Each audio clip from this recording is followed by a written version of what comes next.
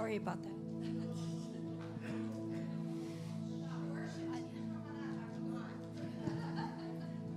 a little shaky, so. Huh? Okay, thank you. Okay. The offering and the tithe is very holy. It's very sacred to me.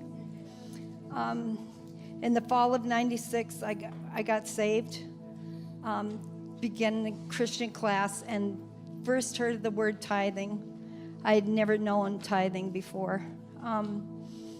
So, of course, in that class, you go to Malachi, the 3:8 through 10, 8 through 11, and it talks about you robbing God. And it was like, I robbed you. Oh, how could I rob you? And, and then it says about tithes and offerings, and when you give first to God, the first fruit,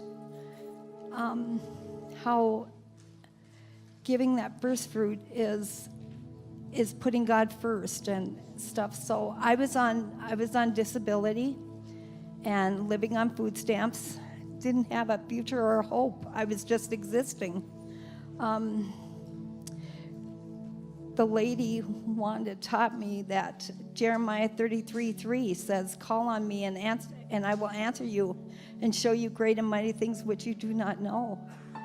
Well, after I started tithing little by little, I was scared to death to tithe because I was on limited income, single mom of 4 kids, and but I began to tithe, and I began to hold on to that verse, and then I got other verses that. The pastor said, if you're having struggles in finances, look up financial scriptures. So Judges 19:20, it says, if you want to turn there, it says, peace be with you. However, let all your needs be my responsibility. So the Father really wants to take care of me. And I began to see that coming true because he put a dream in my heart. Yeah, he put a dream in my heart to become a nurse way when I was a little girl. And so I began to do nursing school and do it afraid. I did it afraid. And another verse that he gave me was 2 Corinthians 11:9, and it says, and when I was present with you and I was in need, I was a burden to no one, for what I lacked the brethren supplied. And that verse, I held on to that, and that was so true for so long because I left Fargo, but the church that I'd gone to, I've served there for the years and probably put in like 30 hours a week. But when I left that church, they gave me a car to move to Colorado, and the people did. So what I lacked, the brethren supplied. They bought me a car, and it was loaded. I mean, it had everything. It had like a 5 CD changer and a massage chair in the driver's seat, and it was just like, ooh, I'm going in style, yeah. So it was pretty cool. So with learning these verses and holding on to this, and I became a nurse, and I started a job here in Colorado, private nursing, and I was going to ORCC at the time, and Pastor Marilyn Hickey in the fall of 2011, she said, I challenged the congregation to do a vow to God. She said, God put a vow on my heart, and I did it. And she said, I didn't know where the money was going to come from. And so I made this vow, and the money started coming in for her. And she said, I challenge you. So that morning she said, just pray, ask God what he would like you to vow. And I thought, I'm scared to make a vow because you don't just utter them words. That's a big deal, And so she said, just pray. And I thought of a number, and it was a number I could do. I could have wrote out a check, 2 Sundays, and it would have been, not a problem for me. But So I thought maybe I'd vow $500, and all of a sudden, out of left field, I heard add a zero, and I'm just like, what? Where did that come from?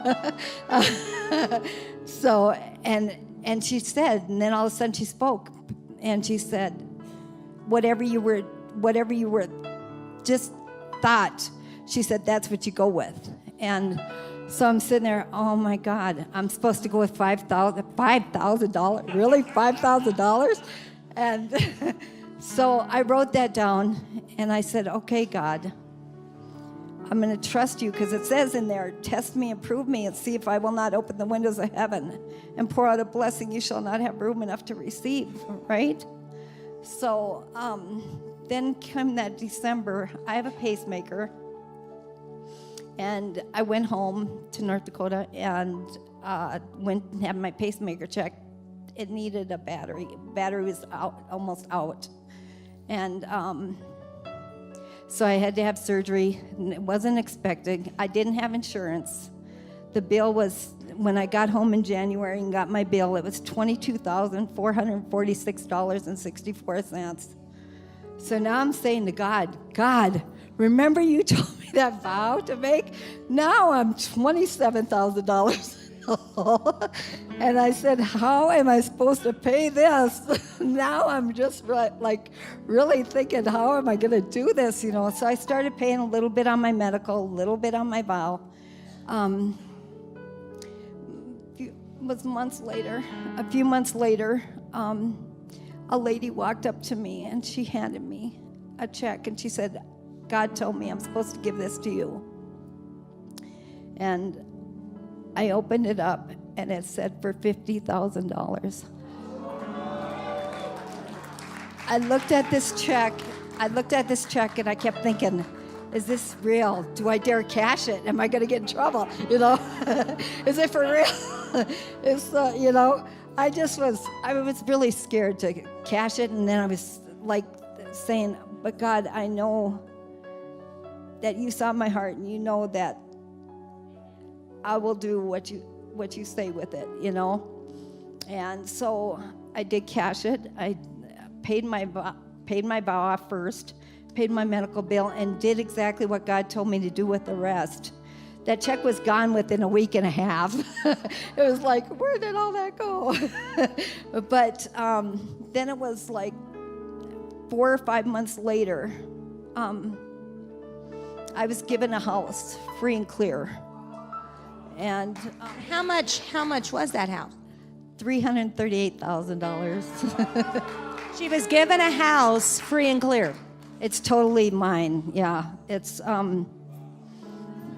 God just totally had blessed me with. And so now when tithing and offering is so valuable to me, and it just means so much to me. And I write every offering, or I always give him every offering, no matter if it's, whatever offering is going by, I never not give. Because if you're in a service or wherever you are, God somehow deposits something in you. And it's not free. It's not free. It cost him something, So, So in doing the offering this morning, I do count it holy and sacred. And it is an honor and a blessing to serve him. And for those of you that are watching online, the streaming, you can push the button and give on there. I don't know if God's going to ask you to do a vow this morning or not. I don't know. But that's between you and God. I know that whatever you put in his hands, he uses for his good. It's to grow the kingdom. It is not for us to sit on and to say, well, I want this, I want that. I could have used that money for a lot of things. But God said, this is what you use it for. And because I used it exactly like he said, he multiplied it, like quadrupled. Yeah, so now to give tithe and offerings is such a blessing. And You know why he blesses you so much? Because he knows you're just going to give it away. He knows he can trust you. I love to give. I do. I love to give. I go out of my way to give. And you're an awesome, she serves in the church. And you're a blessing. Why don't you pray? Okay.